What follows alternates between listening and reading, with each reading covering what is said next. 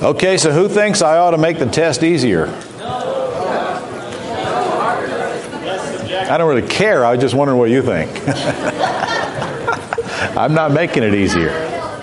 Not going to make it easier. What does that mean? That if you get out here and negotiating deals that the seller's going to have mercy on you because you don't know the answers? We're going to talk about deferring some taxes when we do these deals. And then I want to go through some things that I don't want you to do, things that would stand in your way, cause you to fail, before we call it a day. Somebody said a while ago, we were talking in the bathroom, and I think he made that test so hard just to show us how stupid we were and how much we need a partner.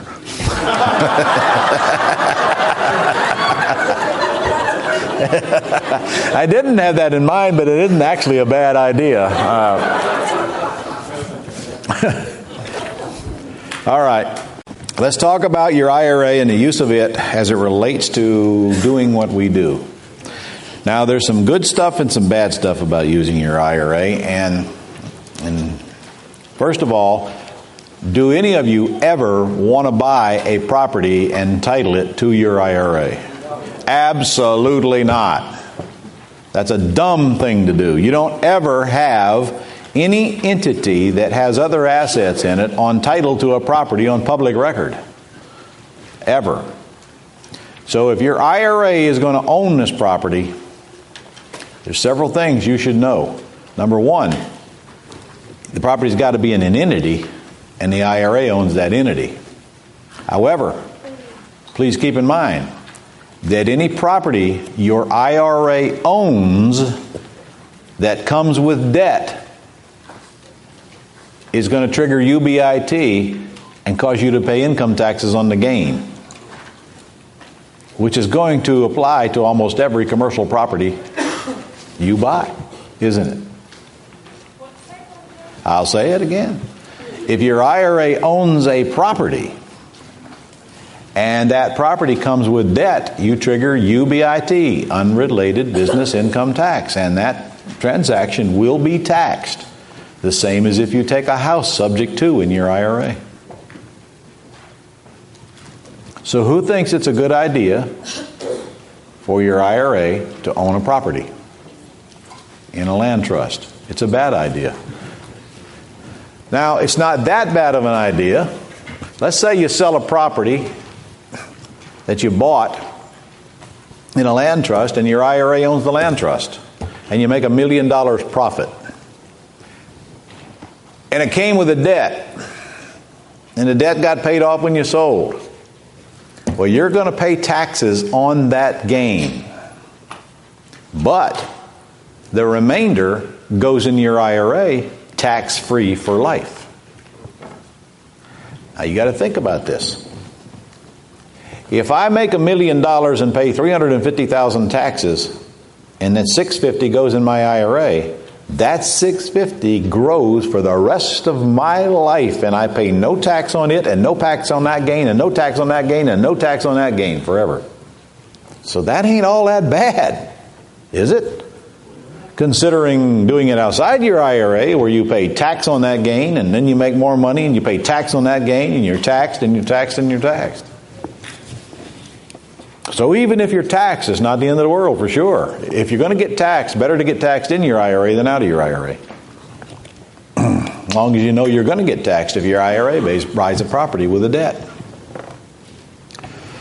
Next warning is you can't take $100 out of your IRA and buy $1 million property with it and expect the IRS to bless it.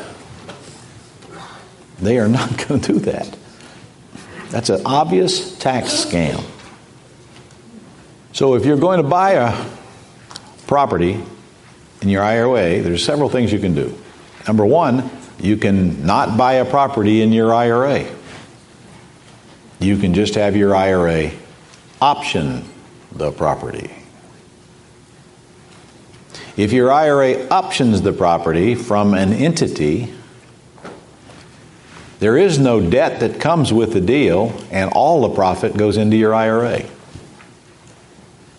However, if your IRA options a property from an entity, you have controlling interest in, it's self-dealing. So, next quandary, if I buy this property in an LLC and my IRA options that property from that LLC, I can't have controlling interest in the LLC. And by the way, husband and wife total equals controlling interest. So husband and wife combined can't have controlling interest in it if you don't want to pay income taxes on it. If your IRA options the property from an LLC, you do have controlling interest in it. You can do that, pay income taxes on it, and still have the money go into your IRA. Keep in mind now, your IRA doesn't pay income taxes. Just repeat that last sentence. Okay. If your IRA options a property from an entity that you have controlling interest in, you will have to pay taxes on that gain when that sale is taking place. Thus, if your IRA makes $1 million from this option, your IRA is going to pay taxes on that $1 million. But the rest of it still goes in the IRA and grows tax-free for life. We've covered that. If you don't want the IRA to pay any taxes, the entity it options from, you cannot have controlling interest. You can have an interest, but it can't be a controlling interest. And controlling interest is defined as anybody in your linear descent. If everybody in your linear descent combined has controlling interest, it's the same as you. So where does that leave us? What are our choices? Okay. Is doing a land development project something you should do in your IRA? All right. Who says yes? Who says no? Who don't know? And who's so screwed up after that test they don't even want to know? All right. The answer is yes and no. The answer is no if you think you're going to do it and avoid income taxes. The answer is yes if you don't mind paying the income taxes, knowing that the rest of it's going to go in the IRA tax-free for life. Your IRA can run a business and own a business. But if it does, the business is going to pay income taxes. But the remainder goes in the IRA tax-free for life. So let's don't be under the assumption that it's a bad deal just because we're paying taxes. It's always a better deal to pay taxes inside the IRA once on the seed so the crop grows forever tax-free. And frankly, if you want to avoid a scam period, then just pay the taxes and forget about the IRS ever challenging it. You paid the taxes. Now, and then you have another option if you want to avoid the taxes. Just don't own controlling interest in the entity that owns the property. You may control it, but you can't own a controlling interest. Do you understand what I'm saying and putting on tape? You know, you pick who owns the entity that owns the property, don't you? For example, your brothers and sisters can own that whole entity.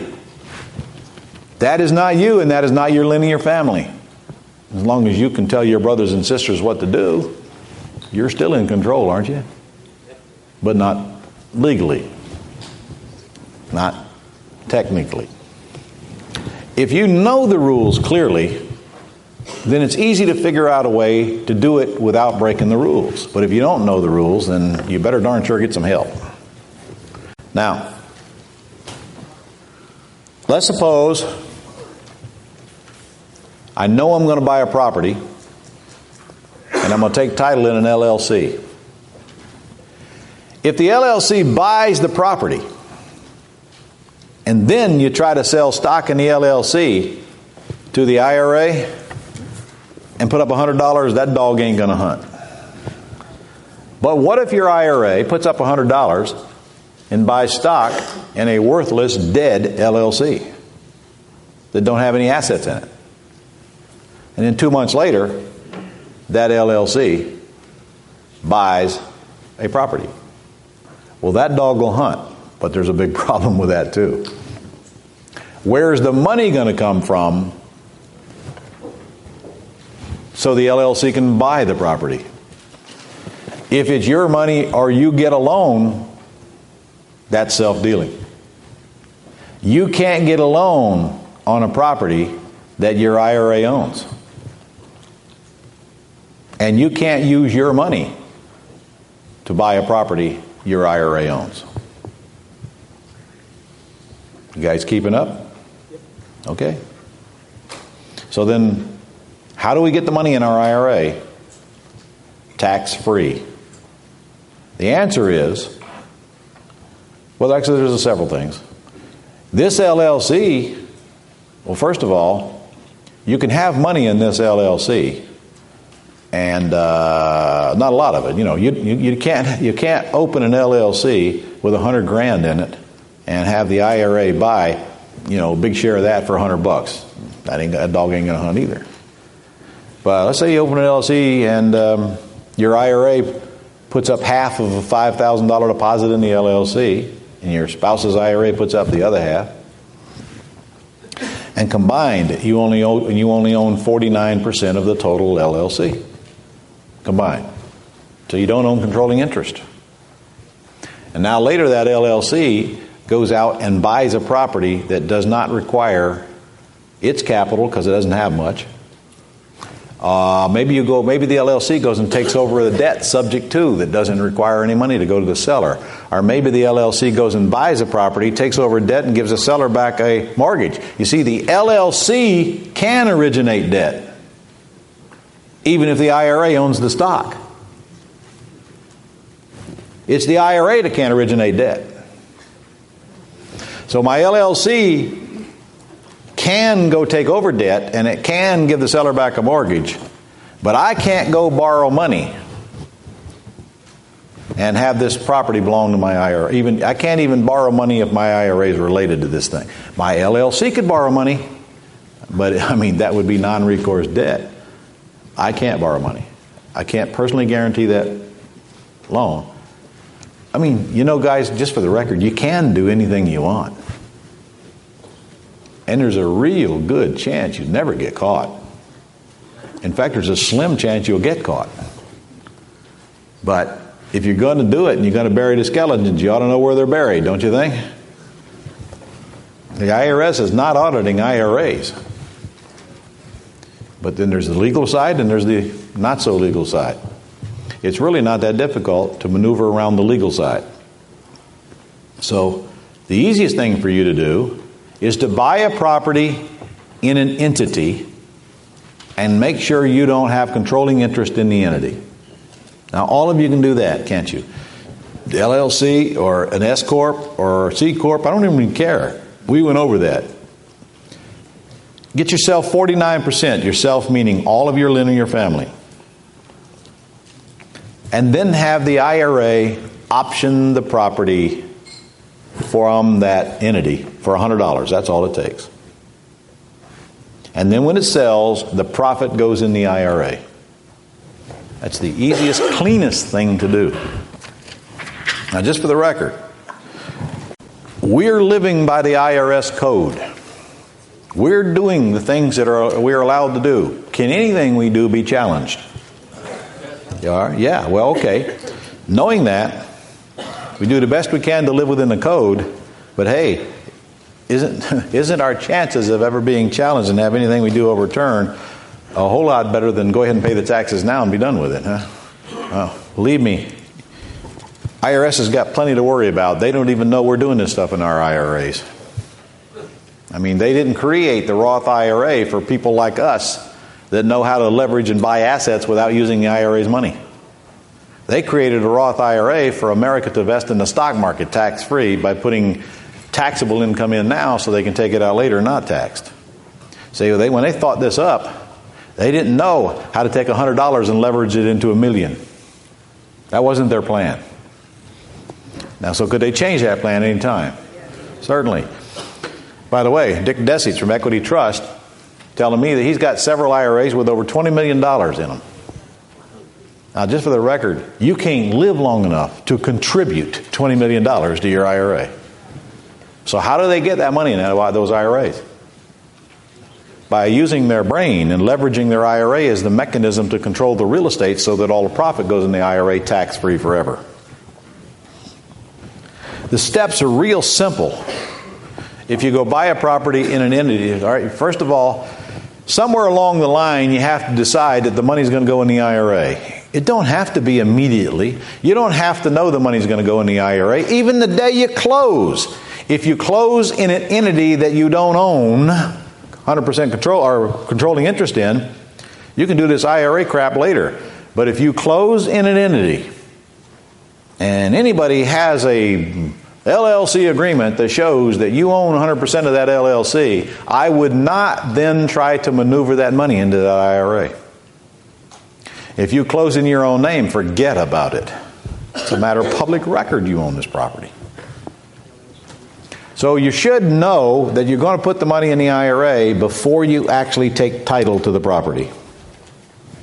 Now, of course, you know as well as I do that any document that's created today can be thrown away and burnt and another one created later, but I don't want to get into that. Remember that operating agreement and that LLC agreement is housed where? In your filing cabinet at home. So here's the steps. I know I'm going to want this property, all the money to go in my IRA tax-free. I go negotiate a deal and I close on it. And I structure this deal so that I know that I don't have to write a check to fund it, and that I'm not going to personally guarantee a debt to fund it. Which means that I've got to buy this property so that it doesn't require my money, or I got to get a private loan that don't require my personal signature. Which isn't that hard to do. Now, I close in an LLC. My wife and I are 49% owners of the LLC. Somewhere well in advance of selling this property, and before I file my tax return for this year, I get on Equity Trust website, assuming when you have an IRA set up at Equity Trust, which I'm sure most of you are certainly aware of or should be aware of. I go to trustetc.com. Trustetc.com. And I fill out a direction of investment letter right online there and tell them to send $100 of the money that's in my Roth IRA to the LLC manager made out to the LLC as option money to option this property. Now, if I bought a property worth $1 million and my purchase price on the property was $700,000, comprised of possibly seller financing for all of it or private funds non-guaranteed plus seller financing or subject to debt takeover even. Remember, the LLC can take over the debt. Your IRA can't. Your LLC's buying the property. Your IRA is simply buying memberships in the LLC. What should my option price be on this property where my IRA options it from the LLC? Oh, I'd probably make it $710,000. Because it just doesn't look right if the LLC doesn't make any money and the IRA gets it all. Now the LLC sells the property for $1 million. Oh, by the way, you've also got to now fill out an option agreement, of which you can get in my Blue Course or in any stationery store on the planet, that says that Equity Trust, for your benefit, is optioning this building for $710,000 from the LLC that owns it. It's 1 or 2 page deal, guys. By the way, you can't screw it up. It's you and you and you. Equity Trust is not going to take the option agreement to an attorney and have them check it out. They're going to stick it in the file. Nobody cares. Just fill it out. But Equity Trust, FBO, for benefit of you, IRA, is optioning the property from the LLC. $100 deposit. That deposit needs to come out of your IRA and go to the LLC. And it should be deposited in the LLC's bank account. Tracking trail. Now you sell it. $1 million. Got a buyer. Going to closing. The day before closing, you call up the title company. You fax them over the option agreement. And you tell them, here's how I want the proceeds distributed. I want $10,000 to go to the LLC. I want the $700,000 debt paid off, of course.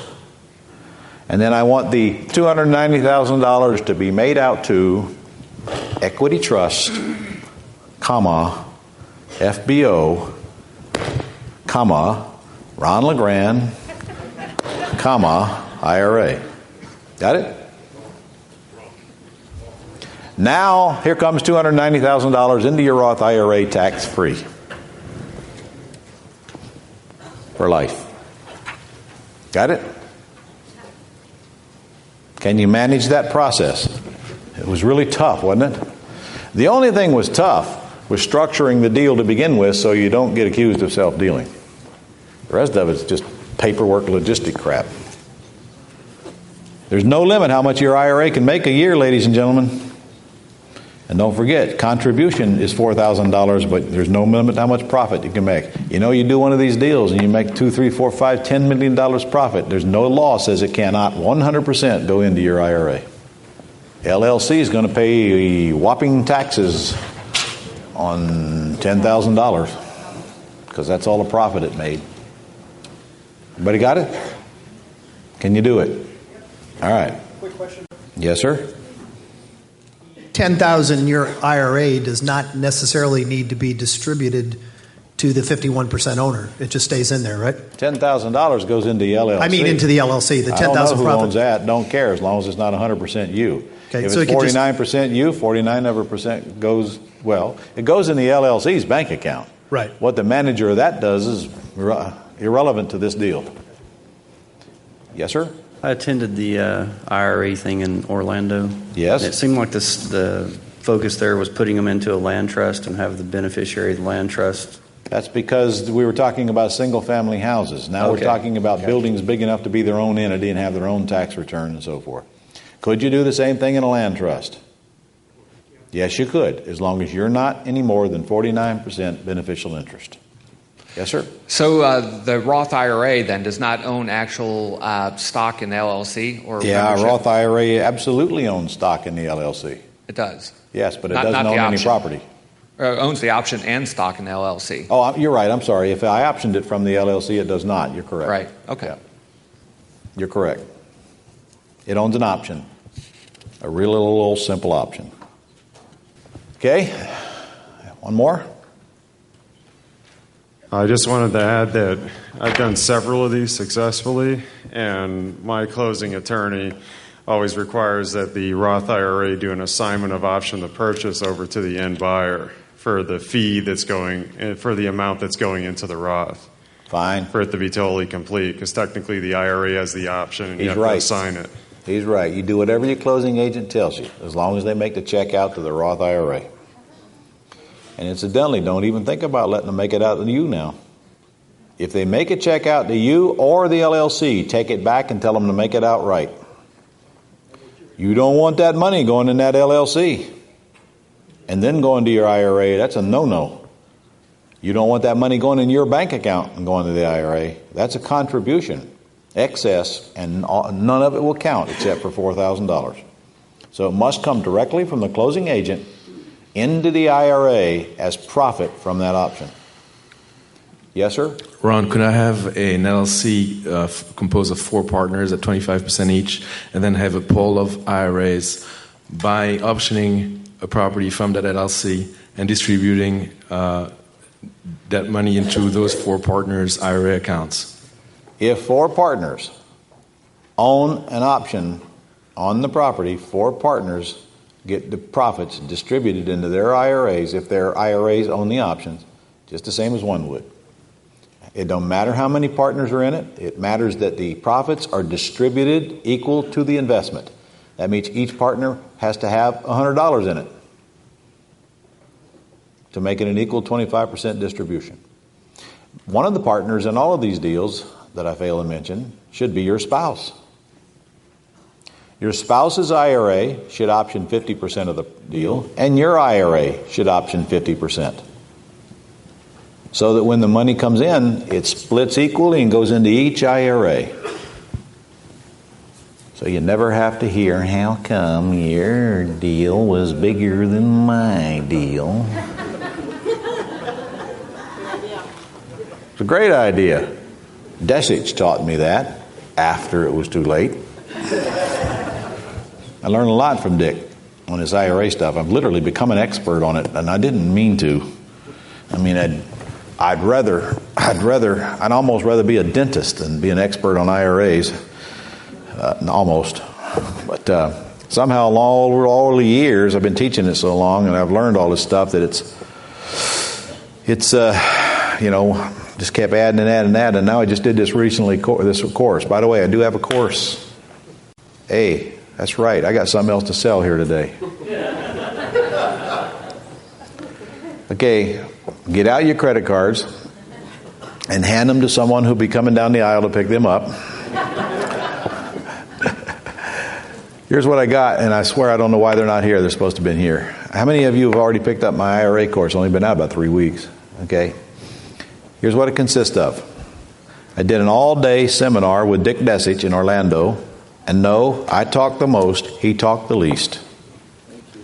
Those of you who know Dick, he's not the most exciting guy to listen to, but he's the smartest guy I know on this subject. So I had him there as the expert, and we covered over 75 questions that day. Every possible question you could ask about an IRA. We went through the step-by-step process of all kinds of properties, including those with debt and those without debt, to get them inside the IRA, the penalties, the sneaky ways to do things and comply with the law. In other words, I created this course so you could understand it. So now you can take this thing and go right to the table of contents, go right to the question or problem you're having. In my manual, I got 100 hours in just the manual that I created. In addition to that manual, I attached the IRS code so that you can refer to the code to tell your CPA when he gives you a bunch of crap, look, man, it's right here. Read it. Read it. It's the code. It's the same code you use. The whole book on the code is like that. And then I also included Dick's book in there. Covers a lot of stuff that I didn't cover in this because I didn't see the need. His book alone sells for $30 on his website. So it's a 5 CD set, professionally done and professionally edited. It sells for $9.97. I've sold some for $6.97.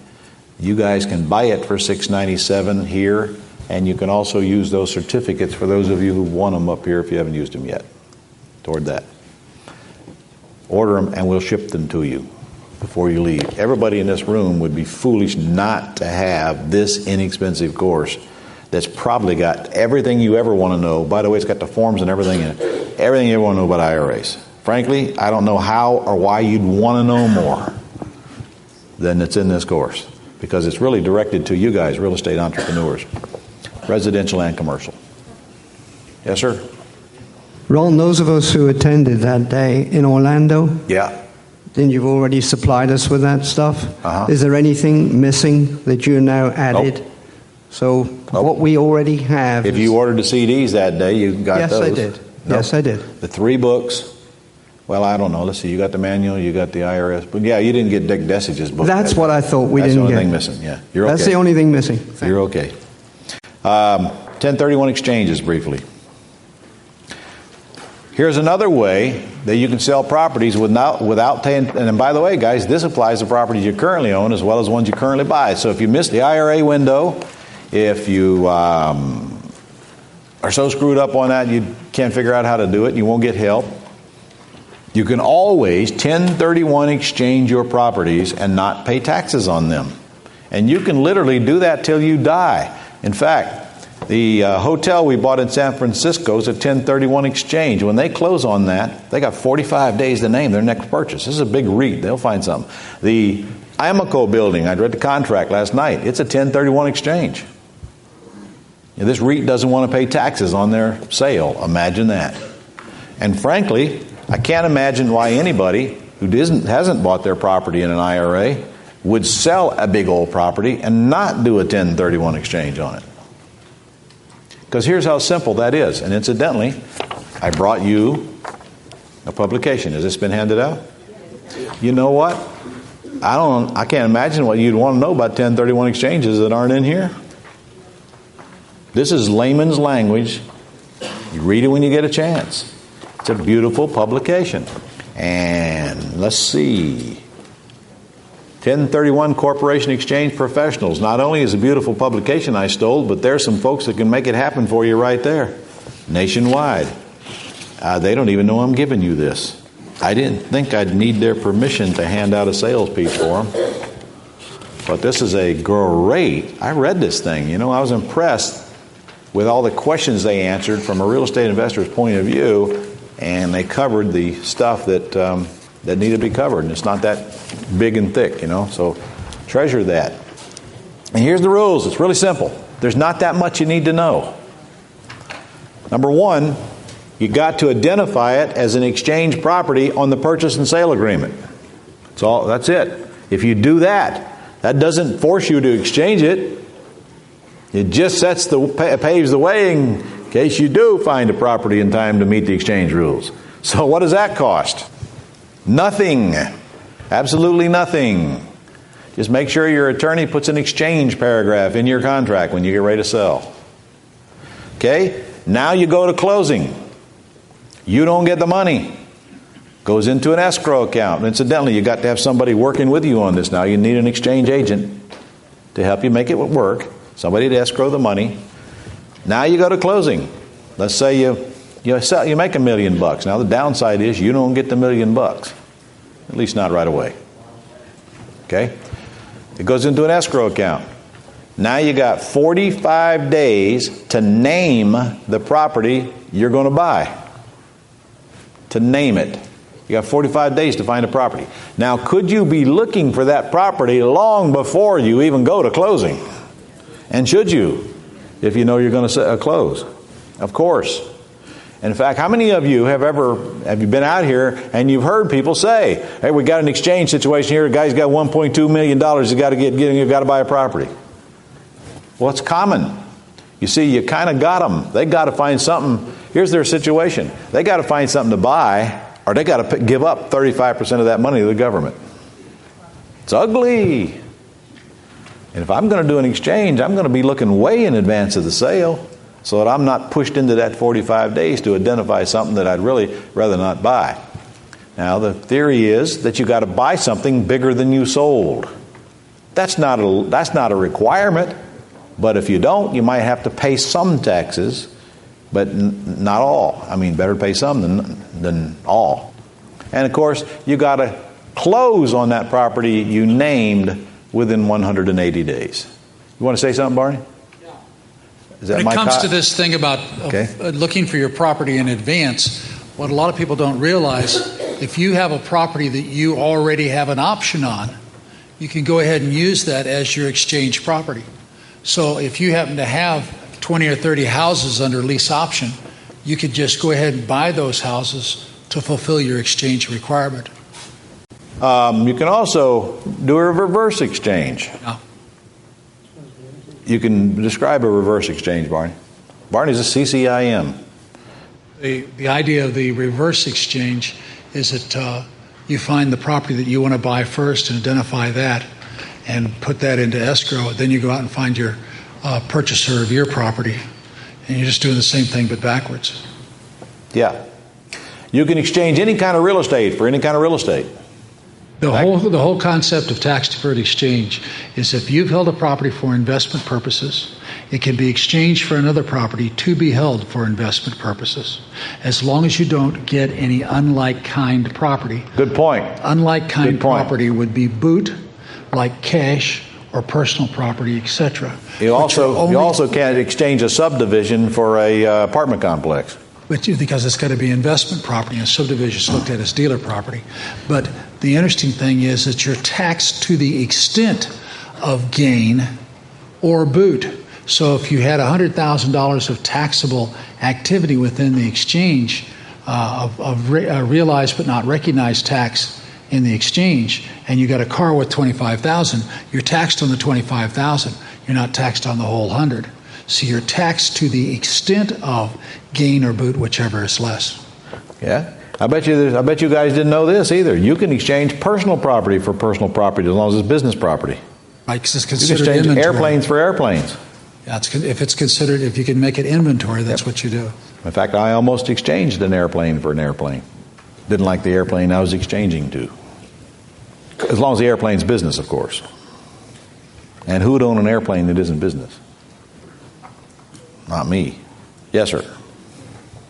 Ron, I've got a property that's going to go to sale pretty soon, and I want to do a 1031 exchange in it. What I would really want to do, I've got some commercial property that I really want to build a small office complex on. And one of the things that I want to do that I wanted to check to see if I could is rent my wife's company a space in the building that I exchange and buy.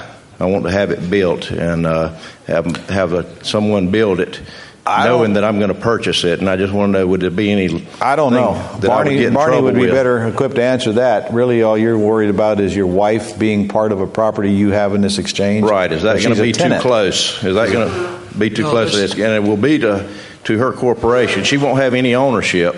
And her corporation won't have any ownership. What do you think, Barney? You have no problems in doing that, except for there's been some court cases. Your rent has to be within 10% of market value.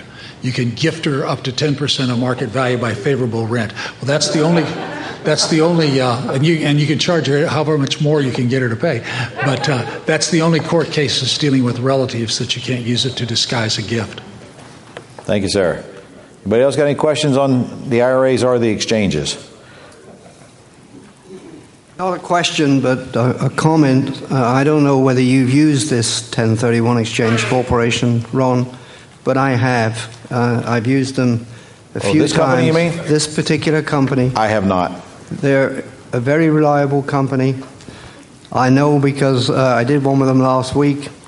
They do about 1,500 of these things every month. Wow. So they know what they're doing. They're very reliable. I'm impressed. The guy that I deal with is a fellow called Drew, for Andrew McCabe. Okay. So I doubt he'll give me anything for telling you his tell you name, one thing. They know how but to I pick just a know him to be a name. good communicative guy.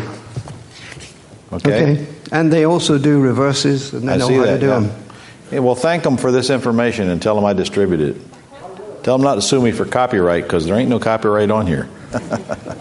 Ron, in the IRA, yeah. Who or what can be appointed as a controlling interest if you have no one to appoint? Anybody except somebody in your linear descent. But what if you have no person? Can it be other than a human? It can be held by a human or it can be held by an entity as long as you don't control the entity. Okay. Look, it's this simple. If you do control it, you're violating the rules, regardless of how you control it. People ask me questions all the time. Well, can I slime this thing through a company and pretend like I don't control the company? You can do all that. You can also rob convenience stores, which is the dumbest thing any criminal could ever do. I mean, think about how stupid you got to be to rob a convenience store. Number one, they got cameras looking at you. Number two, there ain't no money there. There ain't no money there. Number three, the people behind the counter usually will shoot you. Never mind. Yes, Barn. Just prove that, then I'll sit down and shut up. All right. I love this. I got it out of the Bar Journal. True story. They're on the witness stand is the lady who worked at the convenience store. And the prosecuting attorney said to the lady, he says, "Are the people who robbed you in this courtroom today?" And the two defendants raised their hand.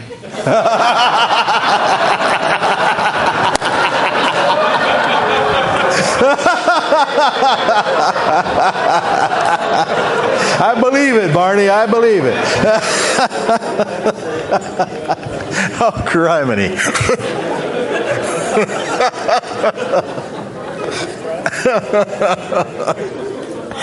Oh, God. Well, I guess that's why they're criminals. I don't know. Okay, let's talk about some causes of failure and mistakes to avoid. And then we're going to close up shop here. Number one, you're here, you've been here for 4 days, you've seen all these big deals, and you're excited, and you want to go home and do the big deals, right? Yes. Okay. Well, you better not forget the little deals. Because the little deals are what produces cash flow, they're what pays your bills, they're what keeps you out of a mess, and they're what free you up to mentally do some big deals as you can make the time and or process the facts. I do not want you to forget to dance with the one who brung you. You guys are very lucky, in my opinion, to be in a position to know what you know. And I don't want you to ruin all of that by ignoring your cash flow. For some of you, it's not an issue. For some of you, others of you, it's a big issue. It also makes a case for increasing the streams of income in your life so that if you want to focus on one without having to starve to death in the meantime, you can do so as well. Don't try to make an unmotivated seller motivated. We've talked about picking low-hanging fruit. We beat it to death. I wished we would have pre-screened more deals in here. I'll try to make room next time to do so. I've already made that note. But I'll tell you, it's a different thing from being in here and being out there. It's easy for us to say. It's easy for us to remember in here. But when you're out there 6 weeks from now and you're looking at deals, ask yourself, is this low-hanging fruit? In fact, you ought to get one of them signs. That's an ugly sign. I'm going to get a prettier one than that. And incidentally, the less I do, the more I make. Well, that's my new one. You see that all over everything. We'll have T-shirts with that on it in Vegas, and I don't know what else. Caps, whatever. That's my new one. Don't personally guarantee big loans unless you're willing to risk 3 things. You're risking your credit, you're risking your assets, and you're risking your marriage. Every time you personally guarantee a debt. If you personally guarantee a debt, check, double check, and triple check that this deal is as it's represented. This deal makes good common sense. It is low-hanging fruit. The exit is reasonable, and you've removed all of the minefields you know how to remove. Because the minute you sign on that note, you're out of control till you pay off that debt. The bank now controls you. Don't get caught up in long, costly entanglements unless it's worth the grief and you're prepared to go to the distance. I cannot tell you how many people have submitted us vacant land on 20 acres that they want us to subdivide so we can make $200,000. You know, it ain't much work to subdivide 20 acres as it is 200 acres. There ain't much difference in time and effort and resources, and it's, 20 times the amount of money out of it. If you're going to get caught up in long, costly entanglements, and hey, you probably will for sure in some form of commercial property, condo conversions, for example. There's no such thing as a fast condo conversion. There's no such thing as a fast apartment turnaround or a fast subdivision development. At least make sure it's worth your while. That's all I'm saying. In fact, any of those that you get caught up in, they ought to set you up for life, or they're probably not worth the grief. Set you up for life. Because you literally are learning how to make life-changing money in this room. Your relatives are all going to hate you. Hopefully, they already do. Hopefully, except the ones in your house now. I don't want them to hate you. The rest of them, they're going to hate you. Don't develop unrealistic expectations. on the degree of difficulty or availability of financing as you see it. It ain't real till it happens. So don't put yourself in a position to where you suffer a big loss based on assumptions that you later to find out really weren't that realistic to begin with. Don't think private lenders are going to just chase you down to lend you 65% LTV loans on any project, much less vacant land, until you get one to cut you a check. Look at the market value of the property with a queer eye. Don't believe it till you see it sell for that amount. And make sure if it sells for considerably less, you still make a nice, big, handsome profit. Don't try to force the numbers so you can justify doing a deal that's marginal and is not low-hanging fruit to begin with. Be realistic with the numbers, and in fact, if anything, conservative. Don't enter into an agreement without the help of a good attorney. Hire the best attorney you can afford. For some of you, that is a giant leap just doing that.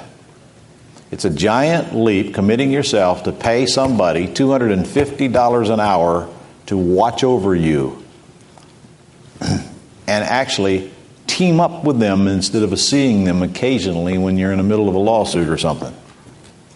They should be part of your life. Don't risk big deposits without time to do your due diligence, and don't release them until you have. I got to make a decision whether I want to break that advice. Still haven't made that decision. That big old fancy building in New Orleans don't impress me all that much. $175,000 does impress me. We'll see. I don't know what I'm going to do. But that would be the very first time that I've ever put up a deposit on a commercial property where it was at risk regardless of what happens. So who knows? Maybe we need to do a groundbreaking deal here so we can talk about it. Maybe not. At least it's a good story if I lose the money, huh? God, these stories are expensive. Don't try to do tasks you're not qualified to do. You're not an engineer, you're not an appraiser, you're not a title searcher, you're not an attorney, construction person, you're not a property manager, and that's one I'm going to have to fight for sure. You get this big old beautiful asset, what's the first thing you're going to be inclined to do? Go there and personally get involved in the management and screw up everything. And of course, doing mundane tasks that you can pay others to do is not a new lesson for most of you, because I've been trying to get the words, the less I do, the more I make, into your heart and your mind for months or years now. And for some of you, I've succeeded. For others of you, I'll probably work the rest of my life at and still not get it done. But that simply means be very careful to what you do with your time. Watch closely how others waste your time.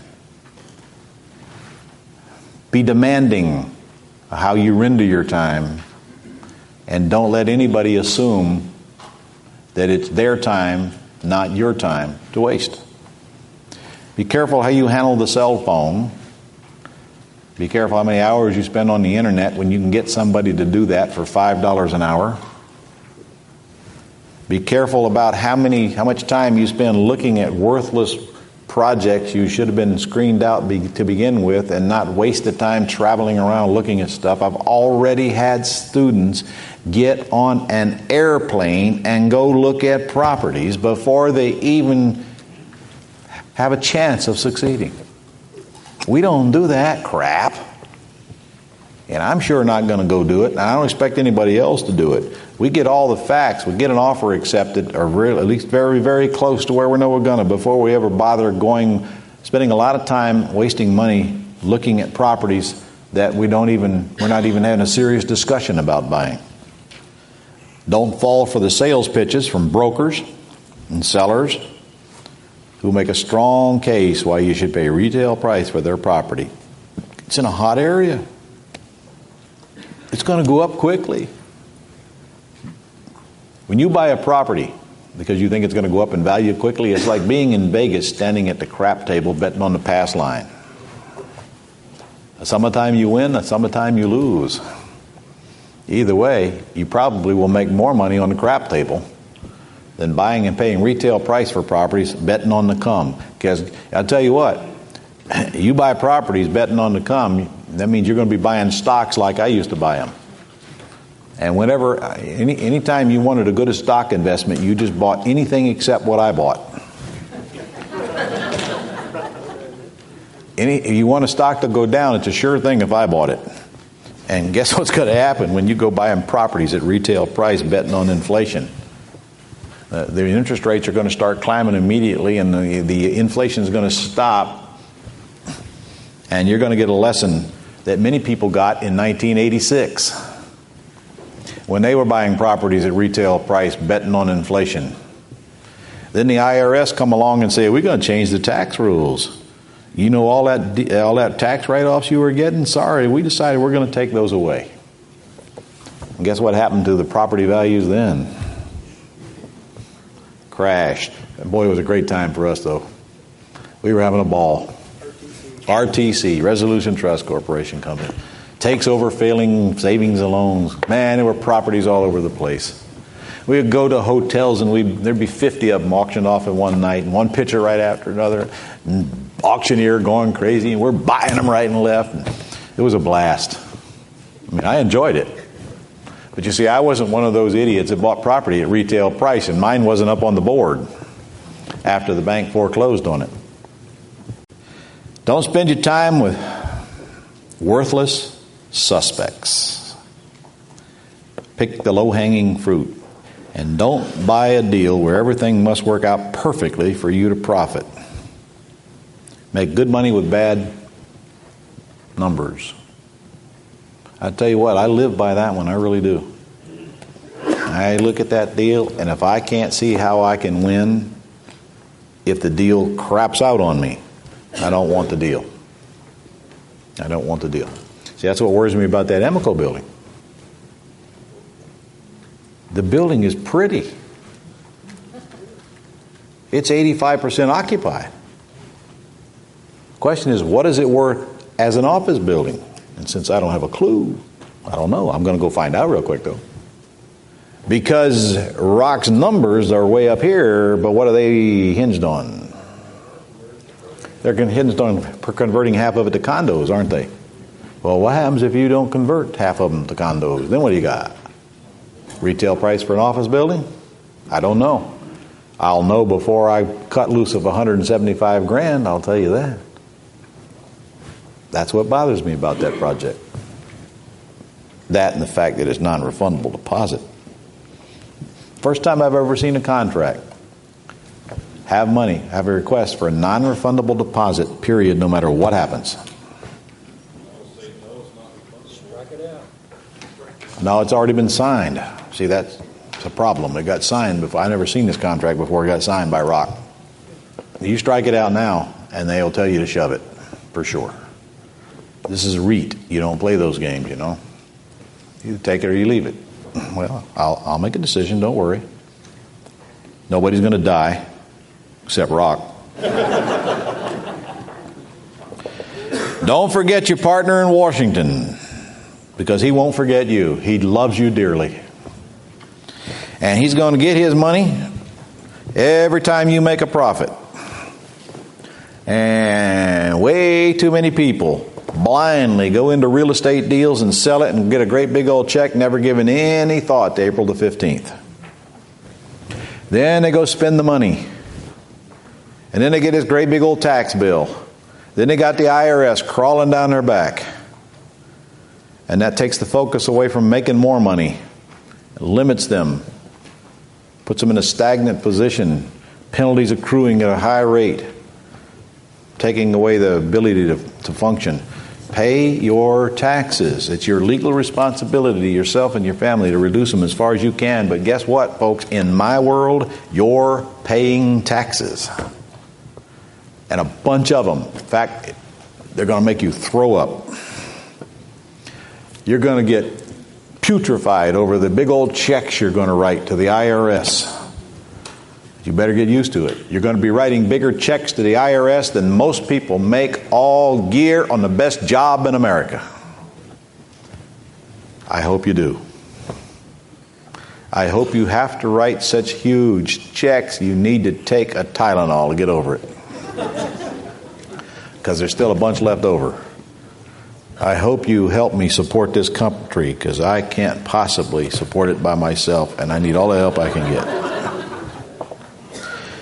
Don't develop unreasonable expectations of how much money you'll make and how fast, and please don't spend the money till you get it in your hands. The more you need the money, the bigger chance you got of not getting it. And the quicker you need it, the longer it will take to arrive.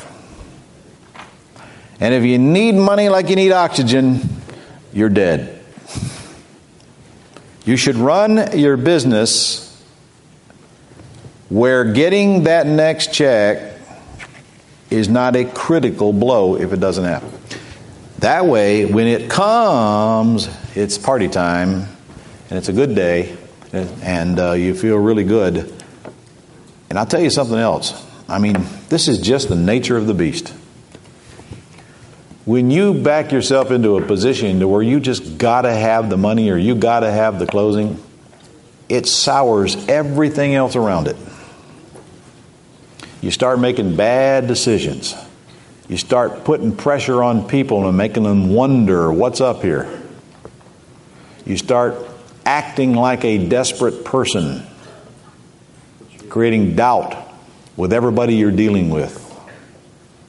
And it could easily kill the deal, especially if your credibility is an issue.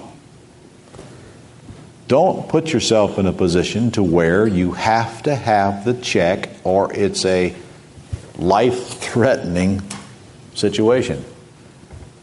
Assume the check isn't coming, and that'll make it a lot easier to tolerate if it doesn't come. In fact, I never assume the check's coming. You know, I'm supposed to be closing that big line of credit next week out here. I've got a commitment letter in my briefcase. I watched the man sign it. But I can assure you, if it doesn't close, I'm going to do just fine. I'm counting on it. But as many disappointments and heartbreaks that I've had in my career, you know what? I'm not even going to beat the wife and kick the dog if it doesn't happen. Just a grandchild. I'll live with it. We'll deal with it. Don't try to absorb all this stuff all at one time, because you're not going to make it happen. There's a lot of stuff. We went over a lot of stuff, didn't we? Yeah. And who got it all? Yeah, right. Let me look at these tests. We'll see. Did we cover everything that ever needs to be covered in the world of commercial? No. Did I tell you from the very beginning we weren't? Yes. I could take any one of the subjects that we discussed and probably do an all-day seminar on it. I could easily take any type of commercial property that's out there and build a whole week-long boot camp on it. But I'm not going to. I'm going to trust that if you've been schooled with the basics and you know how to go buy properties and reduce the risk and you know how to raise the capital and now where to get the capital. Do you all know where to get the capital from? Now you get two sources of it right up here and you got a whole book full of it here. If you know how to maneuver enough to go get some deals under contract, to determine the difference between a deal and a dud, and get yourself into it, and then you're strong enough and persistent enough to work details out and understand that you're going to make mistakes the whole way through, and then pretty soon you're going to get better and better and better, and look back, and a year from now you're going to be so smart you can't even hardly stand yourself. You're certainly going to become the rising stars and the experts at a very fast pace if you persist on doing what you learn to do here. And there's no doubt in my mind that you're all going to make more money than you ever made in your entire life by doing the things that we've discussed here and you've seen materialize right before your face. So I'm going to leave that up to you and hope that I'm going to get some huge letters from you. Well, not small letters, but huge checks on huge deals. All right, am I going to get them? Yes. Okay, good. I'm also hoping that I'm going to get some partnership deals from you. Many of them we've already taken. You know, nothing would please me more than to share deals with you guys then we both can brag. And of course, I'm going to use you as examples and tell others what you've done. That is a condition, you know, that I get to brag about you. So I hope I can brag about all of you, because a boot camp is a terrible thing to waste. Thank you very much for coming.